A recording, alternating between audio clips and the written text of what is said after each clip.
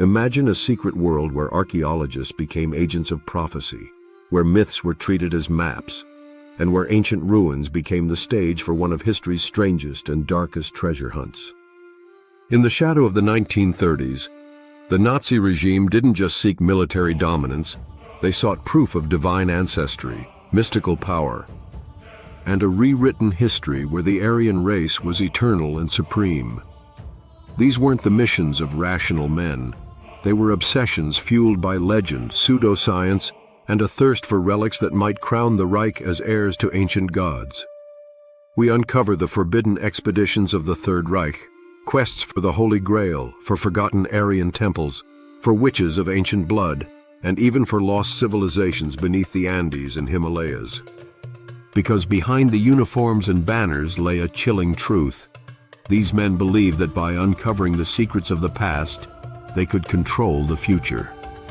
Stay with me until the end, because the most unbelievable part isn't what they searched for, it's what they actually found. Our story begins not in a castle or battlefield, but in a university library, where a 20-year-old scholar named Otto Rahn sat surrounded by dusty manuscripts, convinced that a poem held the key to one of Christianity's greatest mysteries. Rahn was brilliant, idealistic, and openly defiant of Germany's rising fascism, yet he was possessed by a single obsession: to find the Holy Grail, the cup of Christ. In the medieval epic Parzival, he believed the poet had encoded clues pointing to the rugged mountains of southern France, once home to a mysterious sect known as the Cathars. They were said to guard an ancient secret before they were annihilated by the church, and Rahn was certain that secret was the Grail itself.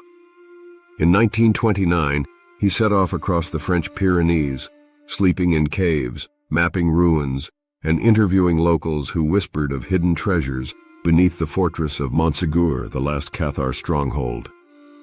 Though he found no relic, his book Crusade Against the Grail captured the imagination of one man who wielded the power of life and death: Heinrich Himmler, head of the SS. Himmler was entranced by the idea that the Grail was not just a Christian relic, but an Aryan artifact, proof that the Germanic race had been the true keepers of divine power. And in Otto Rahn he saw his modern Parsifal, the hero destined to reclaim it. Himmler invited Rahn into the SS, promising him resources, prestige, and protection if he would continue the search. For a man devoted to history, the temptation was fatal. Rahn ignored the danger, ignored the ideology, and joined the Black Order, whose emblem, a twisted swastika, had already begun to consume Europe. His new expedition was lavishly funded, but the outcome was the same: ruins, legends, and empty hands. Worse, his open homosexuality and disdain for Nazi politics made him a target within the very system that now owned him. When Himmler's patience ended, Rahn was sent to Dachau as a guard, a cruel humiliation for the dreamer who had sought the cup of God. In 1939, his body was found frozen in the Austrian Alps. Whether suicide or silenced, no one knows. But the legend endured, because Himmler didn't stop searching. He personally visited Montserrat Abbey in Spain, demanding that monks reveal the Grail's hiding place. They refused, and the Holy Grail slipped once again into myth. But Himmler's hunger didn't die with the legend. It only evolved, turning inward toward Germany itself, toward a place where stone pillars reached like fingers to the sky. In the heart of Germany's Teutoburg forest stands a strange monument, towering sandstone pillars known as the Externsteine. For centuries, people wondered what they were: an ancient observatory, a pagan altar, or simply the bones of the earth thrust upward by time. But to the SS, they were something far more sacred. In 1935, Himmler's secret research division, the Ahnenerbe, meaning ancestral heritage, arrived at the site. Their mission wasn't archaeology, it was mythology disguised as science. They declared that the Externsteine were once home to the Irminsul, a legendary world tree worshipped by the ancient Saxons before Christianity. According to Himmler's scholars, this pillar had been destroyed by Charlemagne, who in Nazi mythology was now recast as the villain, a traitor who had crushed the pure pagan Aryans. It was a complete inversion of history, but one that fit their narrative perfectly. They needed sacred ground, a holy origin for the master race, and Externsteine became their Germanic Jerusalem. The SS staged ceremonies there, and on Hitler's birthday, youth groups would gather at the stones to sing hymns to a fabricated past. But the real story was buried much deeper in time. Archaeologists later found that the site had been used by nomads as early as 10,000 BC, and Christian monks had carved chapels into the rock centuries later. Yet that didn't matter to the regime. The myth was stronger than the truth. Himmler's dream of a spiritual homeland was complete, one where religion, archaeology, and race theory merged into dark theater. But while the SS performed their rituals among German stones, another expedition was preparing to cross into the deep frozen forests of the north, chasing songs, witches, and whispers of an ancient power hidden among the trees. It was 1936 when a young Finnish aristocrat named Yrjö von Grönhagen received a letter from Himmler himself, inviting him to lead an SS-funded mission into the wilderness of Karelia, a remote borderland between Finland and Russia. To most, Karelia was a land of fog and forest, of lakes that mirrored the sky, but to Himmler, it was something else entirely, a forgotten cradle of Aryan magic. Grönhagen's goal was to record the songs, chants, and rituals of the region's last pagan elders, people who still lived as their ancestors had for millennia. Armed with one of the first magnetophone tape recorders, he and his small team journeyed deep into villages untouched by modern life. In one settlement, they found an old man named Timo Liita, who had never seen a train, never attended school, and sang of gods who forged the world from sound and stone. As his trembling voice filled the recorder's reels, Grönhagen believed he was hearing echoes from the dawn of humanity. Proof, he thought, of the Aryan soul that predated all history. But it was his next encounter that left the team shaken. Near the town of Salmi, they met Miran Ako, a 92-year-old soothsayer known locally as the Witch. When Grönhagen approached, she told him she had dreamt of his arrival 3 nights earlier, and knew he had come to take her power. Reluctantly, she allowed him to record her ritual, summoning the spirits of her ancestors in a haunting chant that seemed to bend the air itself.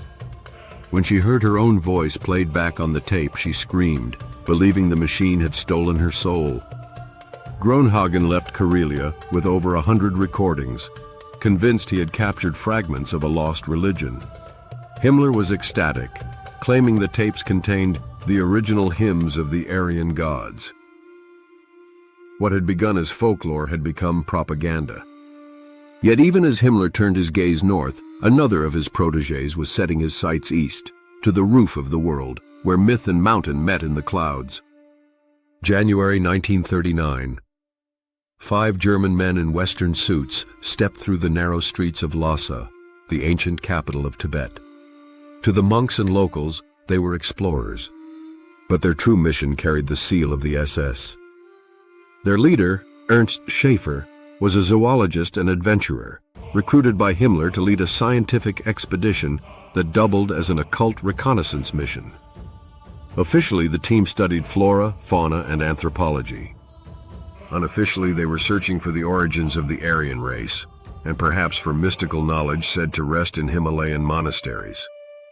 Some Nazi theorists believed Tibet was the last refuge of an ancient northern people, survivors of a sunken continent like Atlantis, who had carried their wisdom across the ages.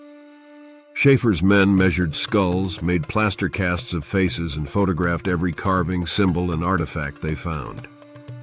They were particularly fascinated by the swastika, a sacred emblem in Tibetan Buddhism that represented balance and luck, but which the Nazis had already twisted into their symbol of power. The British, suspicious of the mission, barred their passage through India, yet the team managed to enter Tibet through political maneuvering. Their arrival drew curiosity and suspicion in equal measure, but Schaefer's charm and gifts to local leaders earned them a cautious welcome. Behind the scenes, Himmler dreamed of forging a Tibetan-German alliance, a fantasy of Eastern Aryans joining Western ones in a global crusade. The expedition returned with thousands of samples and photographs, but no revelation, no proof of racial kinship. Still, Himmler rewarded Schaefer with his own department inside the Ahnenerbe, claiming the mission had unlocked the door to humanity's origins. But the door he had opened led to something stranger still, not in Asia, but across the ocean in the high Andes, where another man was waiting to prove that the gods of the north had once ruled the lands of the south. Long before the war began in 1928, a tall, sunburned German named Edmund Kiss arrived at the desolate ruins of Tiwanaku, Bolivia. He was no archaeologist, but a novelist, architect, and fervent believer in the world ice theory, a bizarre pseudoscience claiming that the Earth's history was shaped by cosmic ice catastrophes and ancient moons. To Kiss, Tiwanaku wasn't the work of indigenous Andean people. It was the shattered capital of an Aryan civilization millions of years old. The massive stone blocks, the precise carvings, the mysterious gateway of the sun, all, he insisted, bore Nordic features. He claimed to see European faces in the statues, Baroque arches in the walls, even Greek crosses in the symbols. His friend and mentor, the Austrian scholar Arthur Poznański, had already proposed that the city was built before the last ice age. Kiss went further, suggesting it was proof of Nordic gods descending to Earth. He believed the inscriptions on the gateway recorded a 12-month, 30-hour calendar from a time when the moon orbited faster and the skies were brighter, a world changed by cosmic disaster. When he returned to Germany, Nazi newspapers hailed him as a visionary who had found the first Aryan city.